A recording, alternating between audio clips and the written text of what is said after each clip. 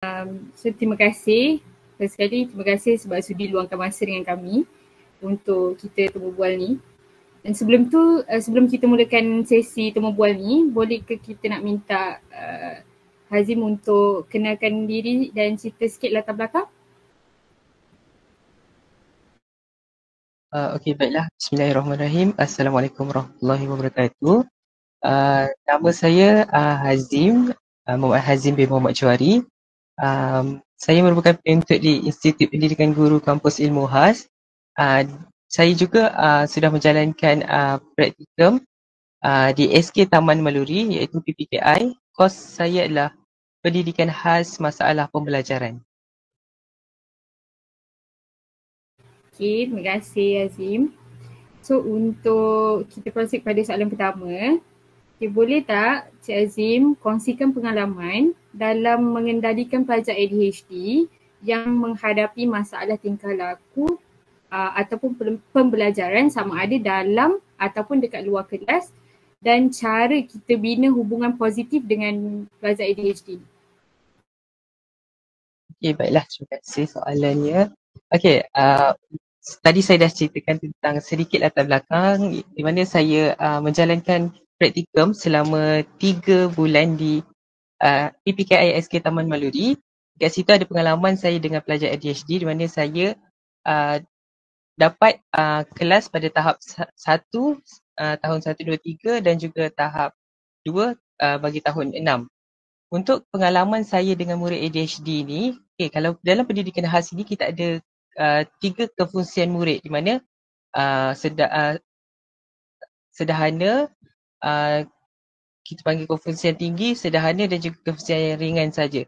Jadi untuk saya punya pelajar yang ADHD ni saya dapat tahun 6 kefungsian tinggi dan tahun 3 kefungsian rendah. Untuk murid ADHD ni kita tahu ADHD ni akronim kepada Attention Deficit Hyperactive Disorder. Maksudnya dekat sini murid ini adalah murid-murid yang hyper boleh kita katakan. Jadi untuk murid saya pada tahun 3, murid ini tidak boleh bercakap, tidak boleh berkomunikasi, tidak boleh bercakap, tidak boleh berkomunikasi.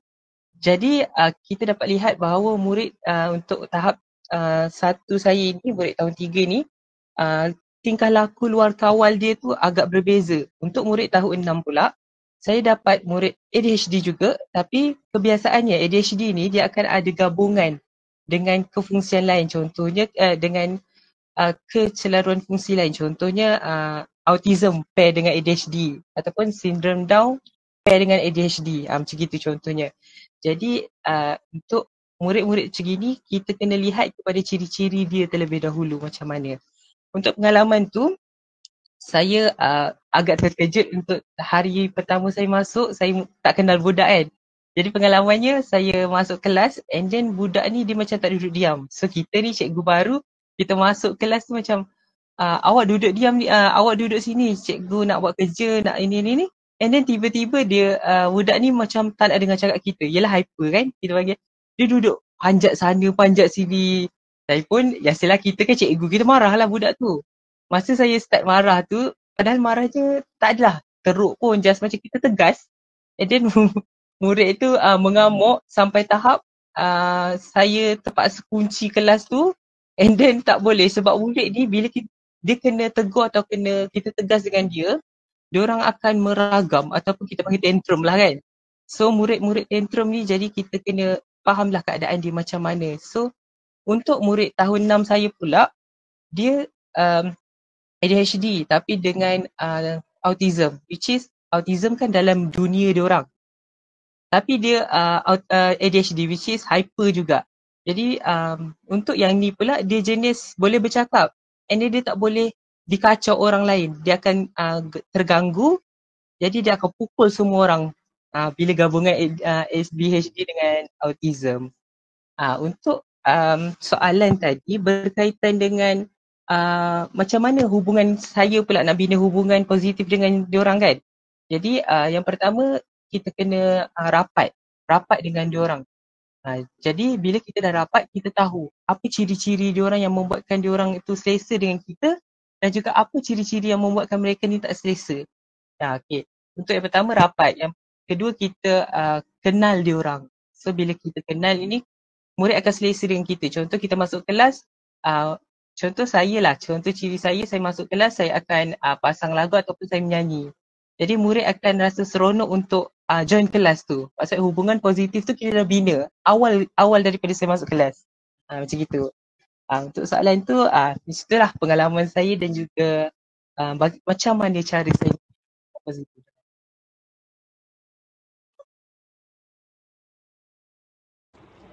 Okey, terima kasih untuk soalan pertama. Okey, sekarang kita akan masuk soalan kedua iaitu bagaimanakah Encik Hazim berkomunikasi dengan ibu bapa pelajar ADHD untuk berkongsi mengenai perkembangan tingkah laku atau pembelajaran anak-anak mereka?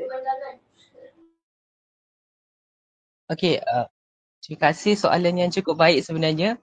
Bila berkaitan dengan komunikasi ni, kebiasaannya di sekolah kita ada grup WhatsApp dengan ibu bapa, betul tak? Jadi dari situ salah satu cara kita komunikasi dengan guru berkomunikasi dengan ibu bapa. Sebab WhatsApp ni bagi saya sangat penting sebab contoh murid tu balik sekolah, kalau bukan ibu bapa yang ambil, contohnya biasanya kalau bila ibu bapa ambil, dia jumpa cikgu, dia terus tanya, cikgu macam mana anak saya, cikgu anak saya okey tak, macam gitu kan.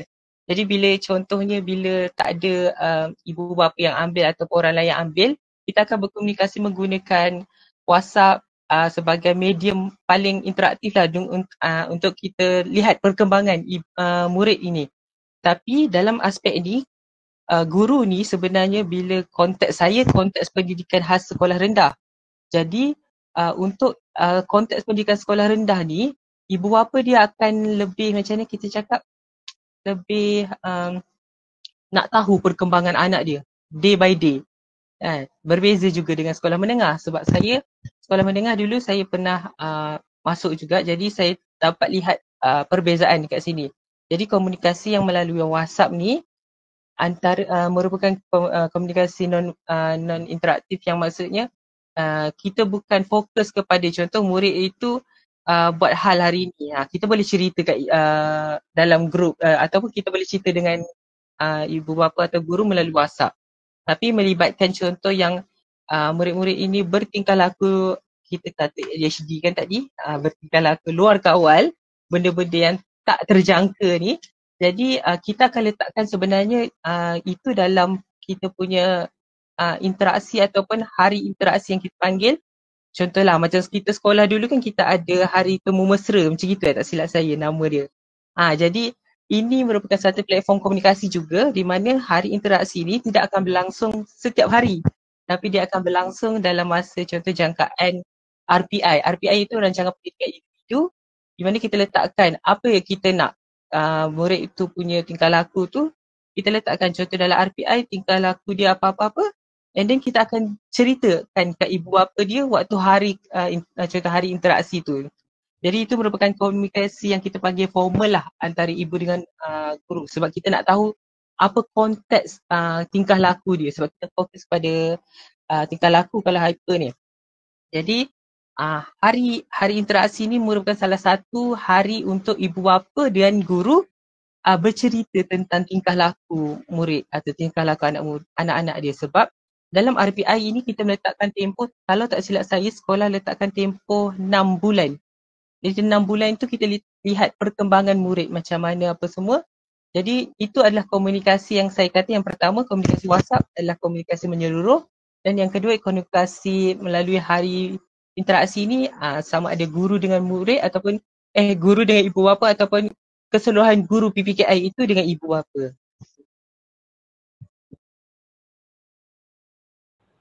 Okey, terima kasih. Fahamlah, jelaslah yang tu. Kiranya macam WhatsApp ni istilahnya macam non-formal lah ya bagi guru PPKI ni. Ya betul. Okey. Okey, seterusnya kita akan masuk kepada soalan 3, iaitu adakah terdapat sebarang intervensi atau kaedah pengajaran yang boleh dilakukan dan berkesan dalam bidik darjah terhadap pelajar ADHD ni? Okey, untuk intervensi kebiasaannya adalah intervensi awal ataupun pengesanan awal. Untuk pengesanan awal ni biasanya itu akan dilihat daripada kita cakap RPI tadilah. Tindak tanduk murid itu kita letakkan dalam tu. Untuk kaedah pula, kalau kita lihat kepada pedagogi dalam guru untuk mengajar, kebiasaannya guru akan menerapkan beberapa strategi, kaedah, pendekatan yang berkesan kepada murid melihat kepada tahap murid itu sendiri. Contohnya kaedah yang bagus adalah melalui, saya cerita tentang intervensi dulu. Untuk intervensi, apa yang saya lakukan, yang pertama, bila kita masuk kelas, yang pertama kita kena buat adalah ujian diagnostik. Ujian diagnostik ni ujian apa? Ujian diagnostik ni boleh lihat kepada tahap murid ataupun kita panggil dari segi pembelajaran dan juga dari segi tingkah laku. Untuk pembelajaran, biasa kita akan bagi lembaran kerja untuk murid. Kita lihat murid ni boleh menulis ke tak, murid ni boleh membaca ke tak. Itu normal untuk diagnostik bagi apa kita panggil diagnostik pembelajaran lah. Untuk diagnostik lagi satu dari segi tingkah laku pula, kita lihat macam mana murid ini boleh duduk diam. Murid ini boleh contoh normalnya murid ni boleh duduk diam, murid boleh faham arahan, murid boleh memakai pakaian sekolah, sebab yang tu pun normal antara benda yang saya ni kan. Jadi diagnostik ini guru akan buat semakan terlebih dahulu untuk intervensinya. Jadi daripada situ barulah tahu apa kaedah ataupun pendekatan yang wajar untuk dilakukan kepada murid itu dalam konteks pembelajaran. Contohnya dalam saya cerita pasal pedagogi tadi. Dalam pedagogi kita ada pendekatan, contoh pendekatan berpusatkan murid, pendekatan berpusatkan bahan dan pendekatan berpusatkan macam pendekatan tentang belajar sambil bermain. Jadi itu antara kaedah atau pendekatan yang sesuai digunakan kepada murid. Contohnya saya cerita tentang pendekatan belajar sambil bermain lah, senang. Belajar sambil bermain ni, bila kita masuk kelas, murid hyper kan, contoh dia suka panjat sana, suka panjat sini. Jadi bila kita bermain, contoh hari ni cikgu nak awak semua cari puzzle yang cikgu sembunyi. So daripada hyper tu, kita boleh tengok murid tu buat apa. Contoh, dia duduk panjat-panjat. Sebenarnya dia panjat-panjat tu, dia nak ambil puzzle, contohnya. Jadi dari situ, dia akan fokus untuk join kelas kita. Kalau kita masuk kelas secara konvensional, kita mengajar, okey, awak kena belajar A, B, C, apa sini, tiba-tiba dia pukul kawan. Itu tak sesuai lah dengan dia. Jadi kita kena sesuaikan keadaan. Untuk contoh lain, macam berpusatkan murid ini juga sangat sesuai untuk murid ADHD, sebab murid ADHD ini dia kalau kita lihat pada ciri-ciri dia, dia tak fokus dan dia suka ganggu orang lain. Bila kita berpusatkan kepada murid, okey, contoh hari ni kita nak buat contoh saya pernah buat onde-onde lah dengan murid dalam kelas. Okey, hari ni cikgu nak buat onde-onde tapi cikgu tak nak buat, cikgu nak suruh murid buat. So murid itu akan rasa macam seronok. Bila seronok, dia akan cuba buat. Bila dah cuba buat, dia akan fokus. Murid ni dia akan fokus, jadi dia tak ada nak fikir untuk melompat ke sana, memanjat ke sana. Macam itulah caranya. Untuk pendekatan dengan kaedah. Untuk strategi pula mungkin kita boleh gunakan didik hibur sebagai pengajaran untuk murid. Sebab murid hyper, dia tak boleh duduk diam. Itu satu kata kunci untuk dia. Dia tak boleh duduk diam. Dia tak boleh kita nak suruh, okey Amin awak duduk kat kerusi ni 15 minit. Tak boleh. Itu cara dia. Itu saja. Saya ada satu soalan. Contohnya kalau macam kita pilih nak buat aktiviti untuk dia fokus tu, perlu yang macam betul-betul complicated ke atau simple ke atau macam mana? Untuk yang tu kita lihat kepada diagnostik yang kita buat tadi. Bila kita lihat diagnostik, dia ada peratusan markah yang akan guru buat. Contoh, dalam peratusan markah tu budak ni di tahap mana? Kefungsian tinggi ke, kefungsian sederhana ke, kefungsian rendah. Jadi contohnya murid tu kefungsian tinggi. Takkanlah kita nak bagi simple activity kan? Jadi kita fokuskan kepada diagnostik tadi lah, intervensi yang first kita cerita tadi. Diagnostik tu kita lihat tahap murid, lepas kita tahap murid, baru kita pilih aktiviti. Biasa dalam pengajaran saya dalam satu kelas tu ada banyak macam mana cakap, banyak tahap atau jenis OKU, contoh autism apa semua kan. Saya akan tengok murid tu. Contoh hari bila kita dah tahu murid ni kefungsian sederhana contohnya kan. Saya dah bagi puzzle. Saya rasa puzzle ni dah susah untuk saya. Tapi dia boleh buat.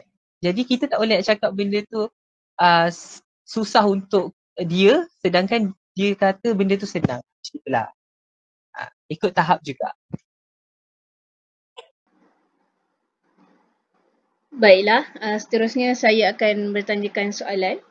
Soalan nombor 4. Bolehkah Encik berikan pandangan tentang bagaimana persekitaran kelas yang sesuai boleh membantu meningkatkan pencapaian akademik murid ADHD? Okey. Untuk soalan ni pun agak bagus juga bila kita cerita tentang bagaimana persekitaran yang membantu. Okey, kalau untuk persekitaran ni pastinya yang pertama adalah kondusif. Kan? Okey, kondusif ni pula dari segi apa? Yang pertama saya lihat dalam sekolah saya, kita lihat kepada meja kerusi atau susun atur kelas tu macam mana. Contoh kalau dalam kelas tu ruangnya sempit, wajar ke kita susun dalam berkumpulan? Ikut susun atur tu. Ataupun daripada segi susun atur tu mungkin murid ADHD ni jenis suka kacau orang. Wajar ke kita susun meja tu dalam aktiviti tempat berkumpulan? Dari segi cerita susun atur. Yang kedua adalah berkaitan dengan kita boleh kata aksesori dalam kelas tu. Biasanya dalam aksesori dalam kelas budak-budak hyper kan, nampak je cantik sikit cabut. Nampak je warna-warni sikit cabut.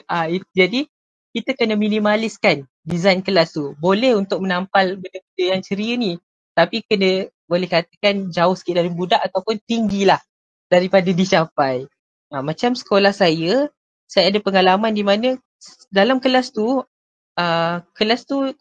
satu kelas perdana biasa tu dibahagikan kepada 3. Faham tak? Maksudnya dia akan jadi kecil sangat.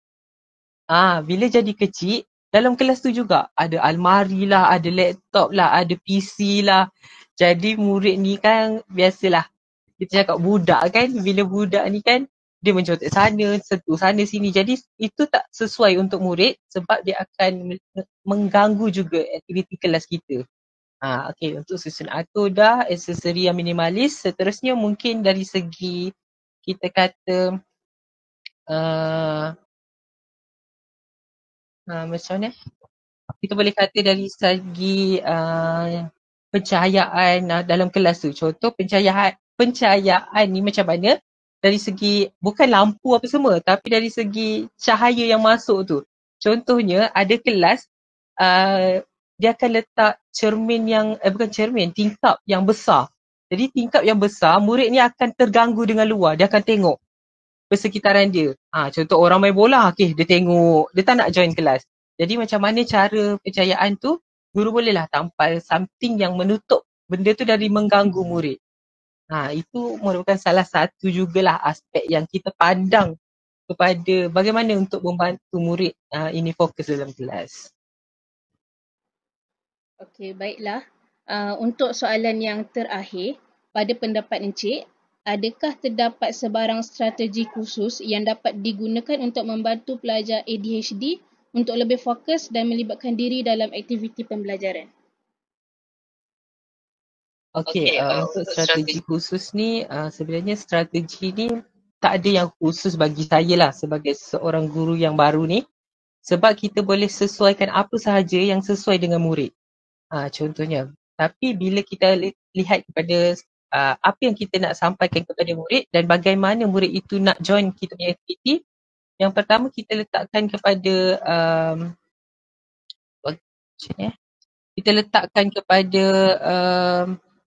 bahan ransangan kepada murid itu. Contoh strategi kita letakkan ganjaran ke apa semua, itu merupakan salah satu juga aspek dalam strategi. Contohnya ganjaran apa yang diletakkan, macam baru-baru ni saya ada buat inovasi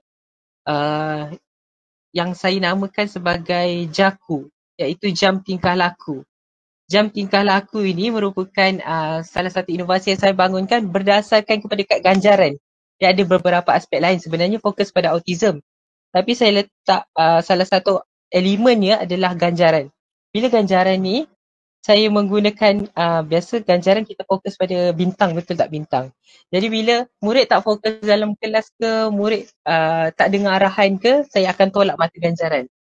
Bila murid dengar ataupun faham arahan, saya akan menambah.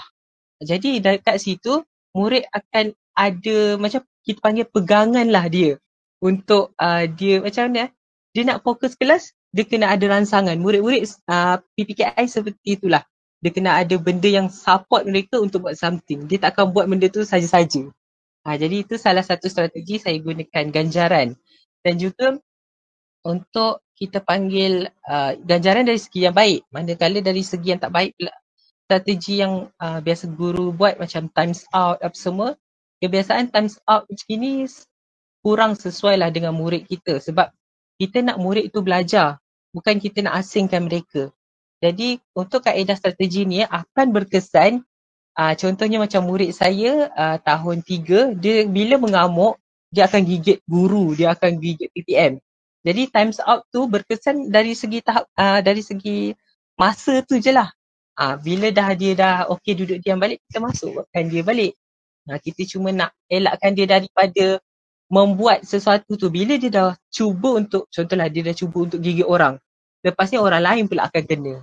Jadi strategi tu kita letakkan pada times out, ganjaran gitulah contohnya. Okay, baiklah. Saya ada satu soalan. Adakah penggunaan stiker itu merupakan ganjaran yang baik? Okey, bagus. Soalan ni sebenarnya kita orang dah pernah kena bertubi-tubi dengan pensyarah. Okey, so, yang pertama saya nak cerita tentang tadi stiker ni bagus ataupun tidak kan. Sebenarnya stiker kita lihat kepada konteks murid itu sendiri. Murid tu jenis macam mana. Kalau murid tu contoh tahun 6, takkanlah kita nak suruh dia stiker. Dia orang pun macam dah bosan. Tapi daripada segi stiker ni pula, dia sesuai je, bagus je untuk guna dalam kelas, sebab satu murah, lepas tu senang kita dapat. Daripada stiker ni juga kita kena bukan maksud daripada ganjaran ni sebenarnya kita kena ada tetapan kita.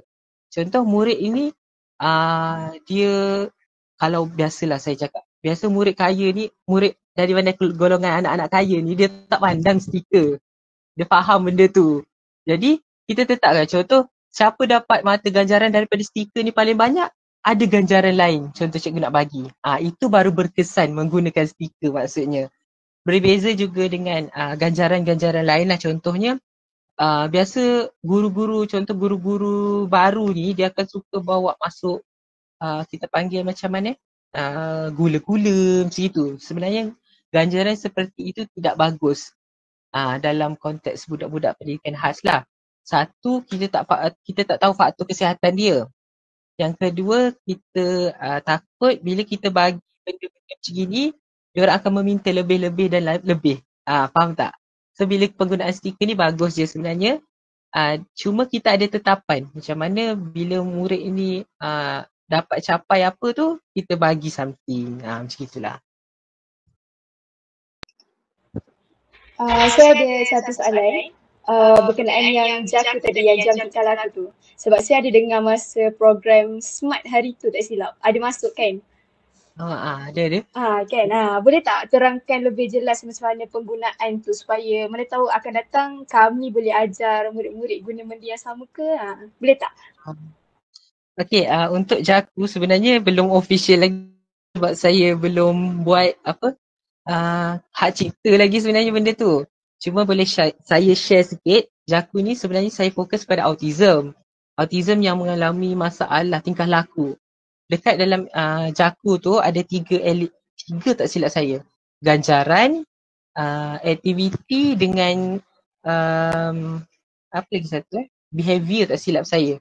Dalam tu contoh behavior tu murid dapat duduk, murid dapat duduk diam dalam masa 15 minit contohnya. Adalah gambar kad tu. Saya tak bawa ni kat rumah kan, jadi saya tak boleh tunjuk. Okay. So daripada situ bila murid akan twist lah penggunaan dia. Murid akan twist. So daripada situ murid akan tahu apa yang diorang nak buat. Sebab saya boleh cerita sikit lah. Kenapa saya terhasil inovasi ni? Masa saya praktikum hari tu, saya ada nak bawa murid kelas saya ni turun ke foyer untuk tengok persembahan. And then time tu saya suruh kemas beg. Bila saya suruh kemas beg, diorang ingat dah balik. Tapi diorang cakap belum pukul 12. Sebab diorang faham pukul 12 balik. Macam itulah. Bila saya suruh murid ini keluar, murid itu keluar sebab dia ingat okay boleh balik. Sekali dekat foyer tu tak boleh guna. Lepas tu saya suruh masuk balik kelas. Bila masuk balik kelas, budak tu tantrum sebab dia cakap dah nak balik. Jadi bila murid ini dia fokus kepada sesuatu perkara tu, dia tak boleh macam dia fokus kepada something tu je lah bendanya. Bila saya suruh masuk kelas, dia orang cakap tak boleh, tak nak pukul tu. Lepas tu saya kena pukul time tu. Biasalah tantrum kan. Saya kena cakap biasa. Tu saya fikir macam mana saya nak buat something yang boleh kita adjustable. Macam itulah. Kan jam kan kita boleh ubah-ubah macam tu. So saya gunakan inovasi ni bila murid, contoh yang saya senang elemen tentang masa lah. Contoh sekarang waktu rehat. So murid akan twist waktu rehat. So bila dah waktu rehat, okay murid akan keluar apa semua. Jam tu masih kat tangan. Bila dah habis waktu rehat, guru akan cakap, okay sekarang twist jam tu masuk kelas. Okay masuk kelas dia twist jam tu. Macam gitulah.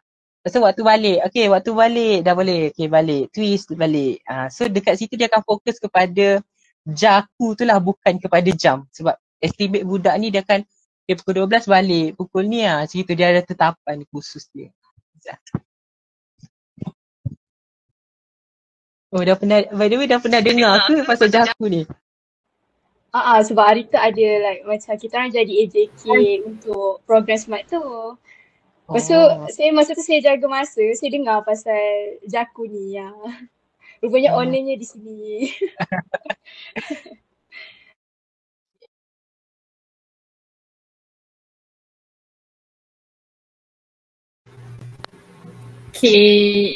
Okay, terima kasih Nazim sebab sudi share jawapan-jawapan yang sangat hebat yang boleh kita sama-sama dapat input. And terima kasih. Terima kasih. Good luck. Thank you.